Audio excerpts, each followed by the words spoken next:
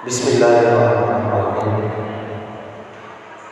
Assalamualaikum warahmatullahi wabarakatuh.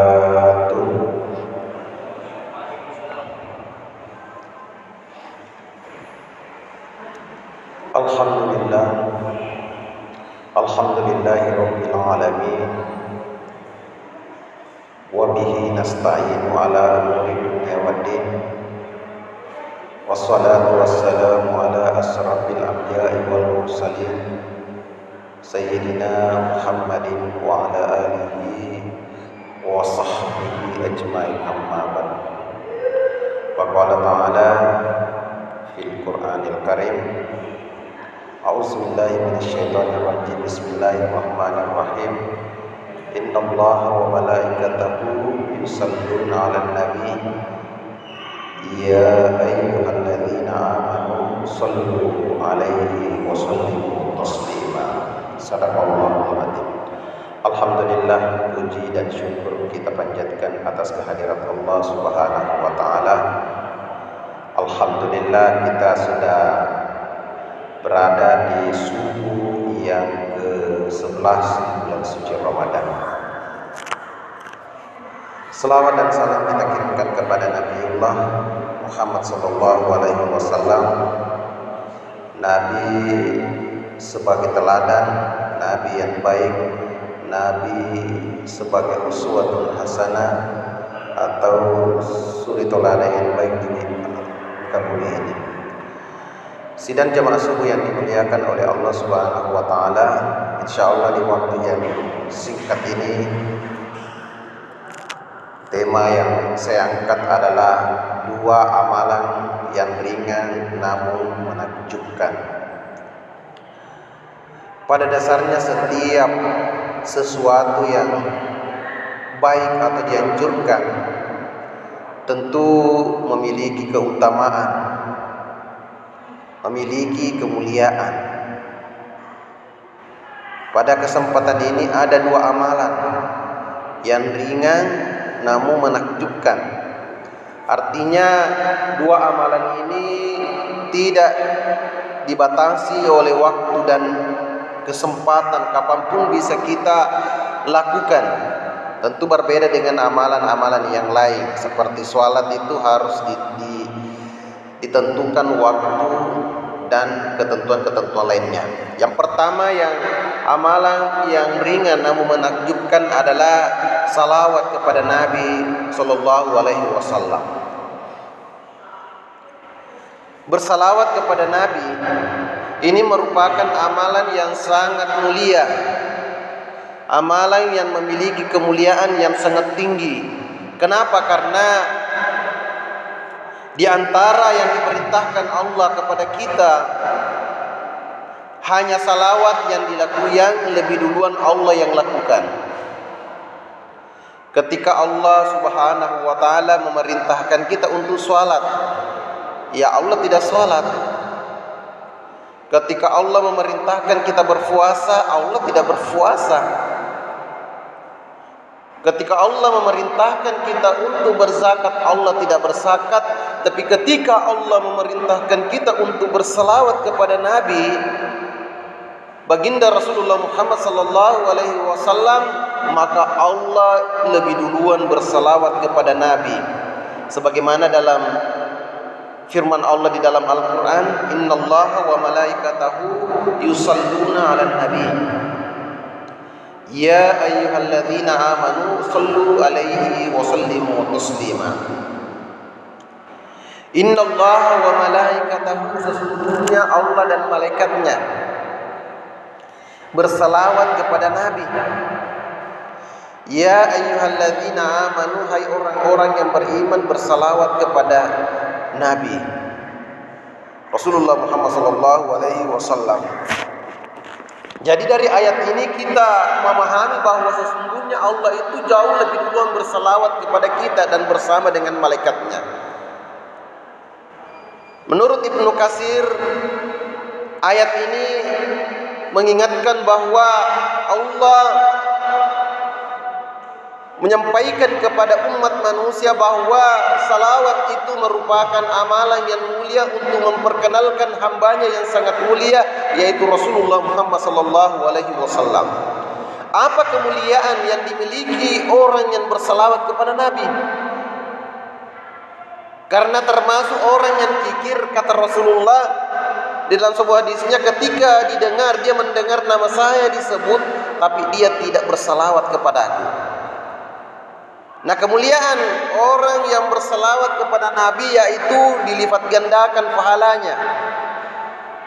Man shalla alayya, kata Rasulullah, man shalla alayya wahidatan sallallahu alaihi asran. Barang siapa bersalawat kepadaku satu kali, maka Allah bersalawat kepadanya 10 kali. Jadi ketika kita bersalawat kepada Nabi, maka Allah bersalawat kepada kita. Sebagaimana saya sampaikan, salawat Allah kepada hambanya itu merupakan maghfirah. Ada sebuah riwayat ketika Rasulullah sallallahu alaihi wasallam sampai di langit pada peristiwa Isra dan Mi'raj. Ketika Rasulullah sampai di langit, Rasulullah melihat malaikat yang memiliki tangan 1000 dan memiliki jari 1000 juga. Malaikat itu menghitung dengan menggunakan jari jemarinya. Maka Rasulullah bertanya kepada Jibril, karena Jibril sebagai pemandu waktu Isra Mi'raj, "Wahai Jibril, siapakah malaikat itu dan apa tugasnya?" Malaikat Jibril berkata, "Wahai Muhammad, dia adalah malaikat yang ditugaskan oleh Allah untuk menghitung jumlah tetesan air yang turun ke bumi." Maka Rasulullah bertanya kepada malaikat itu, "Apakah Anda malaikat yang ditugaskan oleh Allah untuk menghitung jumlah tetesan air yang turun ke bumi?" Malaikat itu menjawab, "Iya." Maka Rasulullah bertanya lagi, "Apakah kamu mengetahui jumlah tetesan air yang turun ke bumi sejak diciptakan bumi ini?"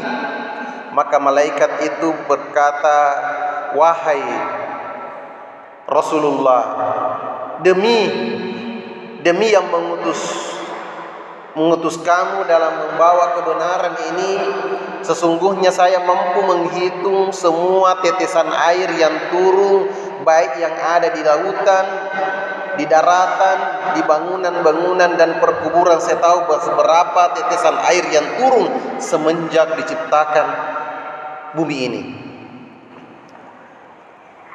Maka malaikat juga mengatakan, "Tapi satu, itulah kelebihan yang diberikan Allah kepada saya, karena saya mampu menghitung jumlah tetesan air yang turun ke bumi. Tapi ada kelemahan saya, wahai Rasulullah, saya tidak mampu menghitung pahala yang didapatkan hambamu, umatmu ketika berkumpul dan bersalawat kepadamu, wahai Rasulullah." Masya Allah. Jadi luar biasa pahalanya itu bersalawat kepada Nabi, Pak. Malaikat itu mampu menghitung tetesan air yang turun ke bumi sejak diciptakan bumi ini, tapi salawat kepada Rasulullah sallallahu alaihi wasallam, malaikat tidak mampu menghitung berapa pahala yang kita dapatkan. Makanya orang yang mendengarkan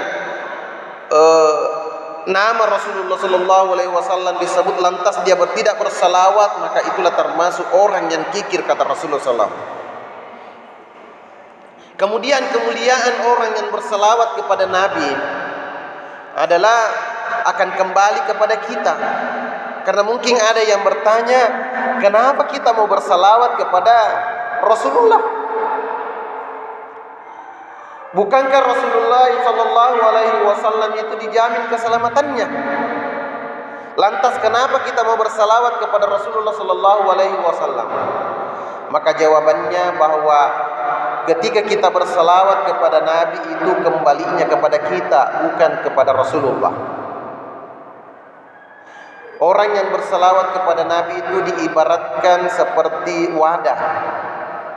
Anggaplah botol, ketika kita isi botol itu air, full penuh air, maka tumpahannya itu akan kembali kepada kita.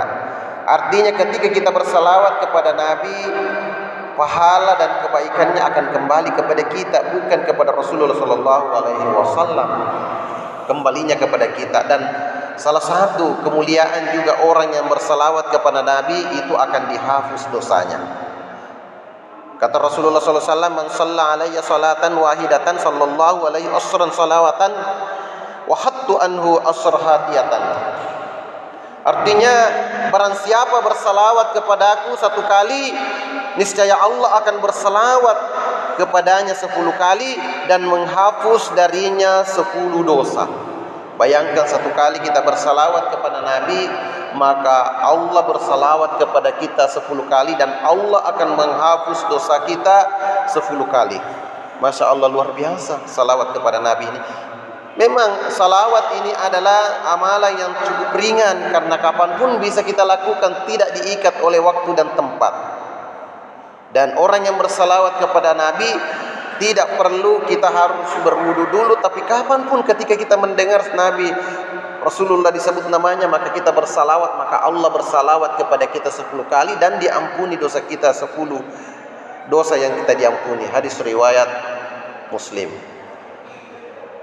Sidang jamaah yang dimuliakan oleh Allah Subhanahu wa taala. Kemudian kemuliaan salawat kepada Nabi yang ketiga adalah kita bersama Nabi nanti di hari kemudian. Aulan nasibi sallallahu alaihi asran ma'ailayya. Barang siapa yang bersalawat kepadaku, nanti maka dia akan berhak bersamaku nanti di surga di hari kemudian. Jadi ketika kita bersalawat kepada Nabi, itu menjadi syafaat kita akan bersama Rasulullah SAW. Karena kenapa? Ketika kita mencintai sesuatu, tentu kita sering-sering menyebut namanya. Sama dengan ini, ketika kita menyebut Rasulullah, kemudian kita bersalawat secara tidak langsung kita memberikan syafaat, artinya memberikan sarana bagi kita untuk mendekatkan diri kepada Allah dan akan bertemu Rasulullah SAW di hari kemudian.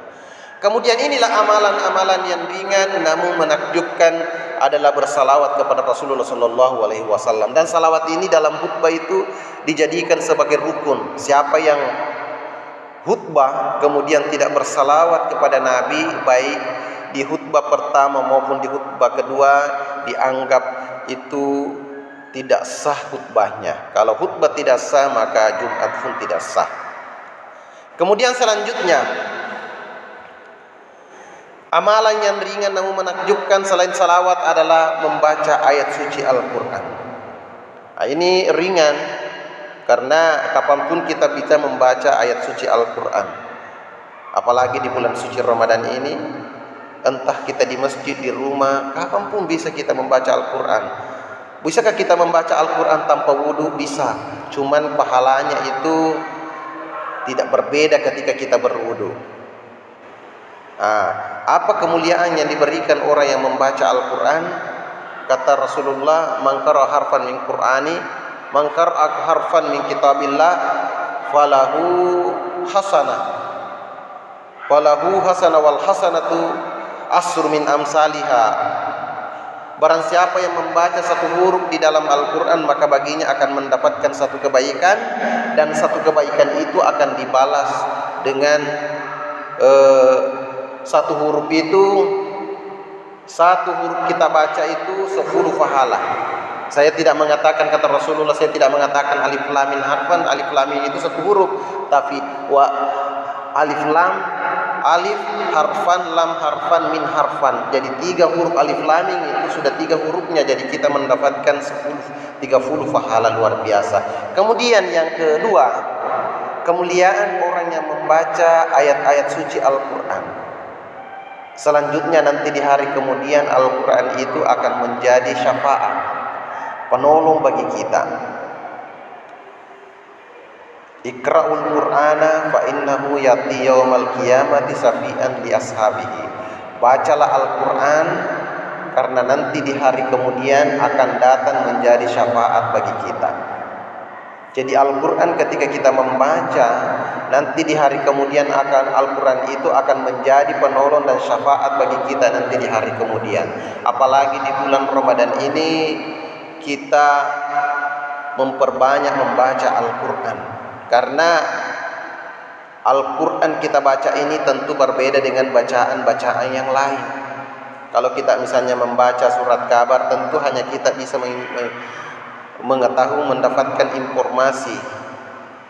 Sementara Al-Quran bukan cuma mendapatkan informasi, ketika kita mampu mengetahui, artinya kita mendapatkan pahala, mendapatkan ilmu pengetahuan, dan memiliki kemuliaan-kemuliaan yang lain. Sebagai kesimpulan dalam ceramah yang sangat singkat ini, bahwa dua kemuliaan ini, terutama di bulan Ramadan ini, marilah kita amalkan dalam kehidupan kita. Yang pertama, bersalawat kepada Rasulullah Sallallahu Alaihi Wasallam. Meskipun ini ringan, amalan yang ringan tapi luar biasa pahalanya, karena yang pertama salawat akan akan dilipat gandakan pahalanya. Kemudian yang kedua, orang yang bersalawat kepada Nabi akan diampuni dosanya 10 dosa yang diampuni oleh Allah. Kemudian siapa yang bersalawat kepada Rasulullah akan bersama Rasulullah nanti di hari kemudian. Kemudian kemuliaan yang kedua, Al-Quran. Perbanyak membaca Al-Quran, karena Al-Quran ini sebagai pedoman hidup manusia, dan orang yang membaca Al-Quran itu akan mendapatkan keistimewaan. Nanti pertama, Al-Quran ketika kita baca akan diberikan pahala oleh Allah, 1 huruf itu pahalanya 10, apalagi di bulan suci Ramadan ini. Kemudian orang yang membaca Al-Quran akan menjadi syafaat nanti di hari kemudian. Demikian apa yang sempat saya sampaikan dalam subuh yang penuh berkah ini. Semoga apa yang saya sampaikan ini bisa kita amalkan dalam kehidupan sehari-hari, karena ini adalah amalan yang ringan, tidak terikat oleh waktu dan tempat, namun pahalanya luar biasa, sangat menakjubkan. Demikian, hadanallahu wa iyyakum ajmain. Wabillahi taufiq wa sa'adah. Assalamualaikum warahmatullahi